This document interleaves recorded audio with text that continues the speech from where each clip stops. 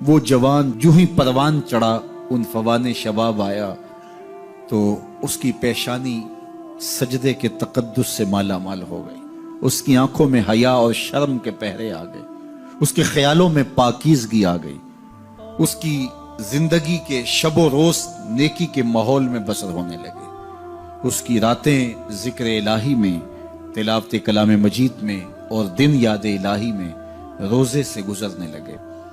وہ جوان جس کی جوانی اللہ کی عبادت میں گزری، کیونکہ جوانی اگر عبادت میں گزر گئی تو بڑھاپا تو پر نور ہے ہی ہے۔ سب سے مشکل مرحلہ زندگی کا جوانی کا ہے۔ شیطان زیادہ ورغلاتا ہے کسی شخص کو جب وہ جوانی کے مرحلوں سے گزر رہا ہوتا ہے۔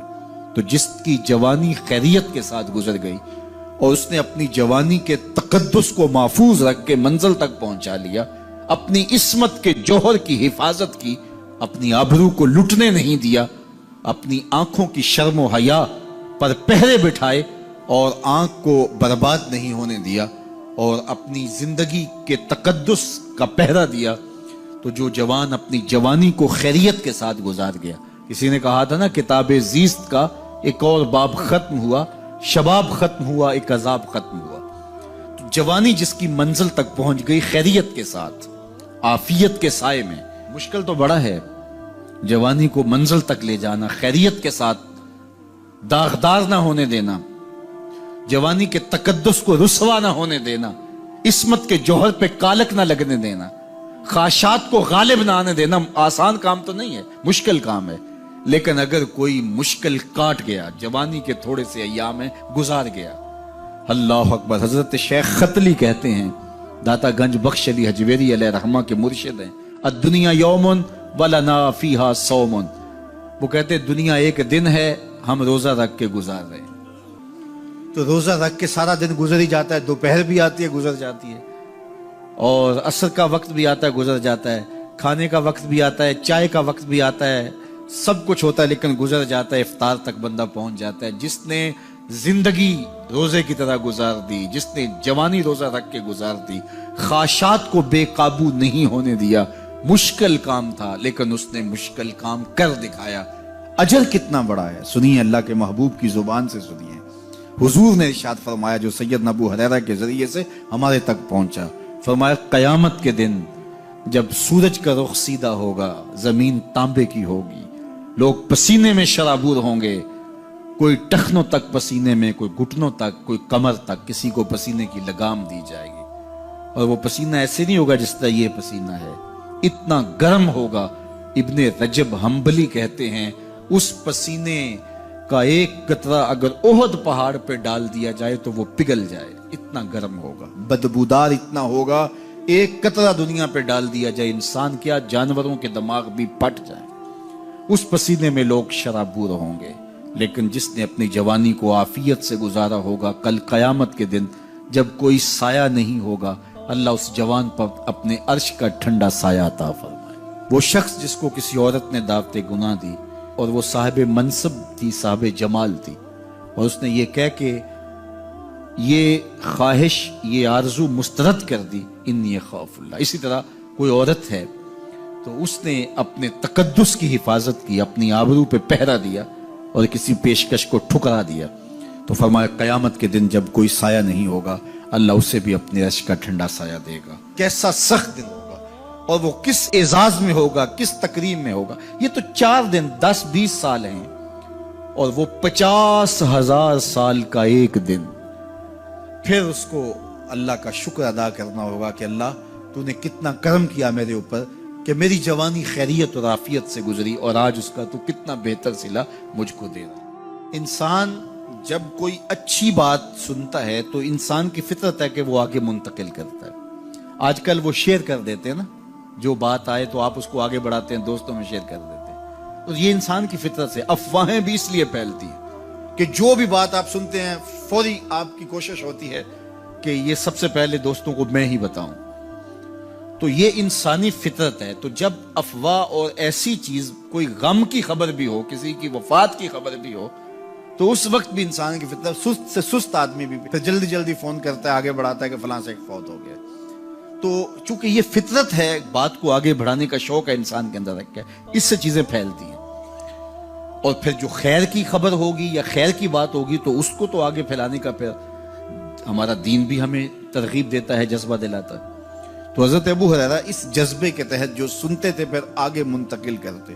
اب حضور کی بارگاہ سے اٹھ کے جاتے تو سب سے پہلے گھر جاتے اور سب سے پہلے اپنی ماں کو ہی سناتے، اور ماں تھی کافرہ، وہ سننے کی بجائے، خوش ہونے کی بجائے سن کے وہ الٹا ناراض ہوتی اور کوئی نہ کوئی ایسی بات کر دیتی۔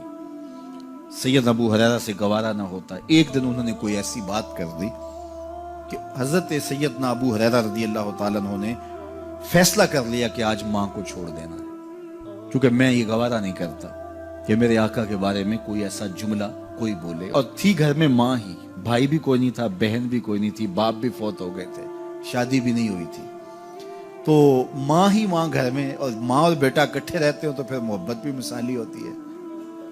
تو اب ماں ہی ایک رشتہ ہے مادی دنیا کے اوپر، تو حضرت ابو ہریرہ رضی اللہ تعالیٰ عنہ نے فیصلہ کر لیا کہ چھوڑ دینا ہے۔ چھوڑ کے گھر سے نکلے، لیکن دل ڈوب رہا ہے کہ ایک ہی تو رشتہ تھا، وہ بھی گیا۔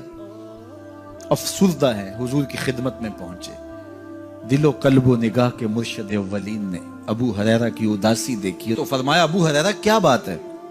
تو حضرت ابو ہریرہ جس طرح بندہ پھٹ نہیں پڑتا، تو عرض کی حضور میری ماں کی ہدایت کی دعا کر دیجئے۔ ساری کہانی 2 لفظوں میں بیان کر دی، میری ماں کی ہدایت کی دعا کر دیجئے۔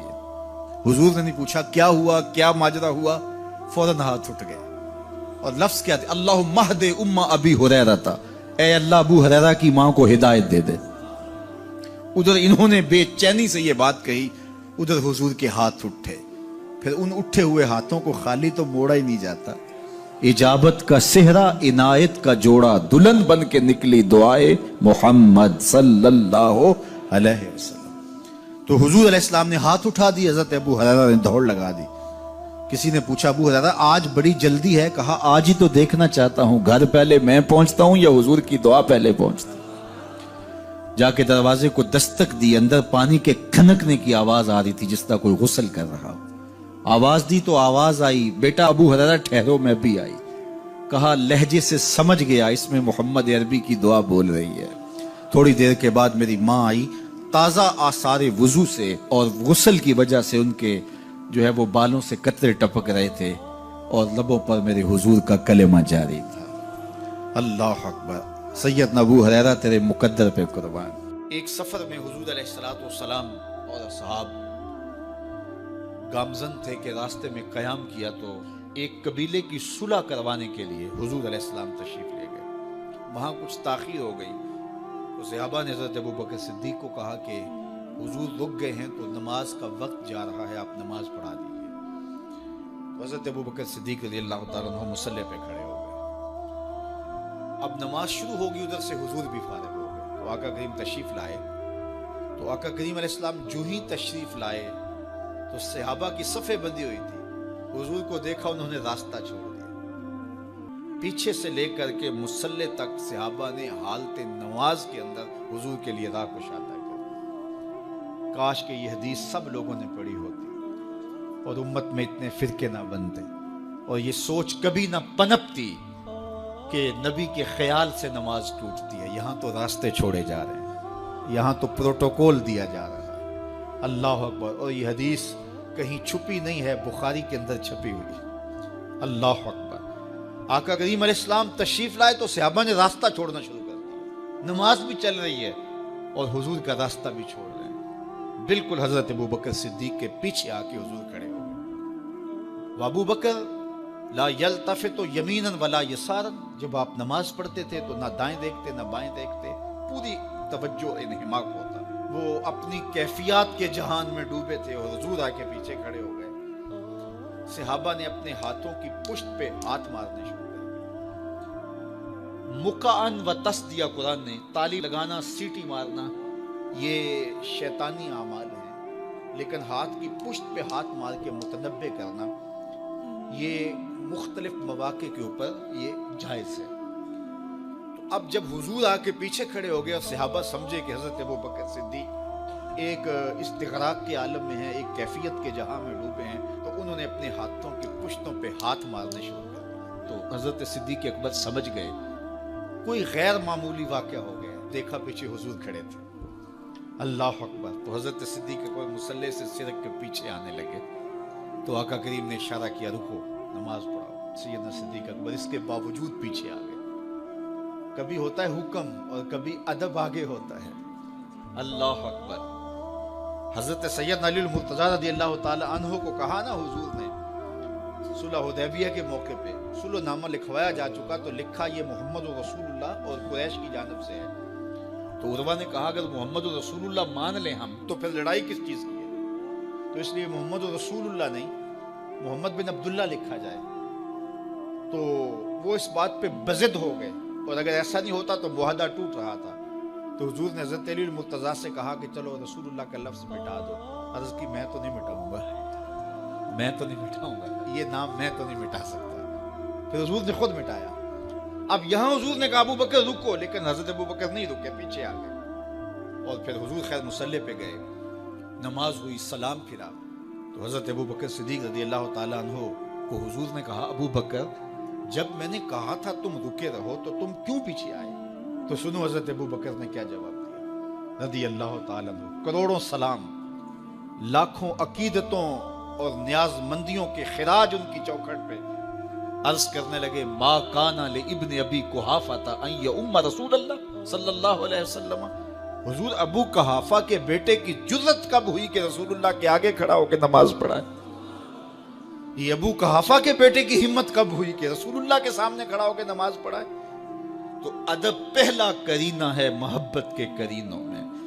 حضرت ابو بکر صدیق رضی اللہ تعالی عنہ نے اگر حضور علیہ الصلوۃ والسلام کی اطاعت اور حضور کی محبت، ادب، فرما برداری اور جانثاری کے انوکھے باب رقم کیے ہیں، لیکن حضور نے بھی ان کو جو اعزازات دیے۔ ایک خاتون آئی مسئلہ پوچھنے، آقا کریم نے فرمایا پھر آ جانا۔ اس نے کہا پھر آؤں اور آپ نہ ملیں؟ تو کہا میں نہ ملوں ابو بکر تو ملیں گے نا، اللہ اکبر۔ تو اپنے بعد اشارہ دے دیا ان کی طرف کہ میرے بعد میرا نائب ابو بکر ہے، اللہ اکبر۔ عزتوں کی مسند اور عزتوں کی معراج اور عزتوں کے مقام پہ سیدنا صدیق اکبر رضی اللہ تعالی عنہ کو بٹھایا۔ میرے والد گرامی رحمت اللہ تعالی علیہ نے پوری زندگی میں کوئی ایک تقریر بھی ایسی نہیں کی جس میں یہ اشعار نہ پڑے ہوں۔ جب وہ خطبہ پڑھتے تھے تو خطبہ پڑھنے کے بعد یہ اشعار پڑھا کرتے تھے، جس میں اس کی کیفیت ہے کہ جو حضور کے شہر میں جانے کے لیے تڑپتا ہے۔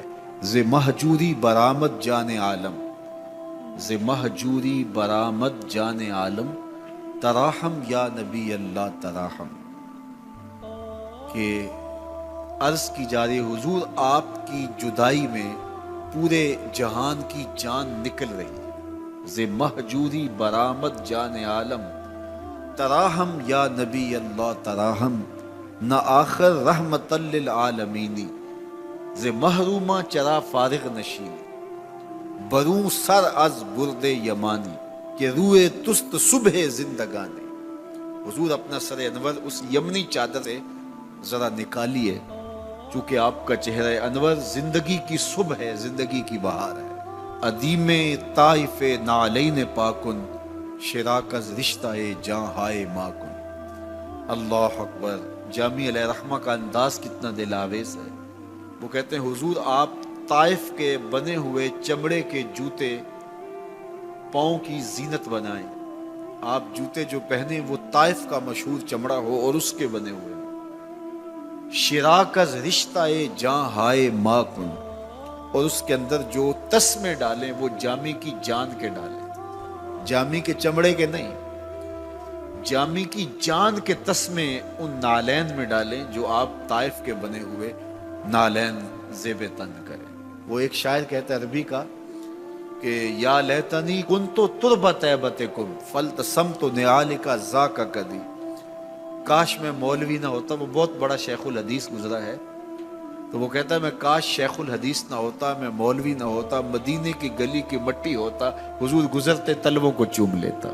چے باشد گر کنی سوئم نگاہے، ہمیشہ گر نہ باشد گاہے گاہے، نگاہ یا رسول اللہ نگاہ، 100,000 جبریل اندر بشر، بحر حق سوئے غریبہ یک نظر، یا رسول اللہ انظر حالنا، یا حبیب اللہ اسما قالنا، اننی فی بحر غم مغرق خذ یدی ساحل لنا اشکالنا، یا صاحب الجمال و یا سید البشر من وجهک المنیر لقد نور القمر، لا يمكن الثناء كما كان حقه بعد از خدا بزرگ توئی قصہ مختصر۔ ساری کہانی آ کے یہی ختم ہوتی ہے۔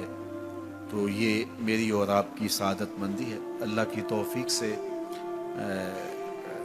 آپ کے لیے اور آپ میرے لیے محبت اور دعا کے جذبات رکھتے ہیں، اور ہم ایک دوسرے کے لیے دعا گو ہیں کہ آج میں حاضر ہوا ہوں اور آپ نے جو ہے وہ میرے لیے اپنی آنکھوں کی چمک اور محبت پیش کی ہے۔ اللہ یہ دن آپ کو بھی نصیب کرے۔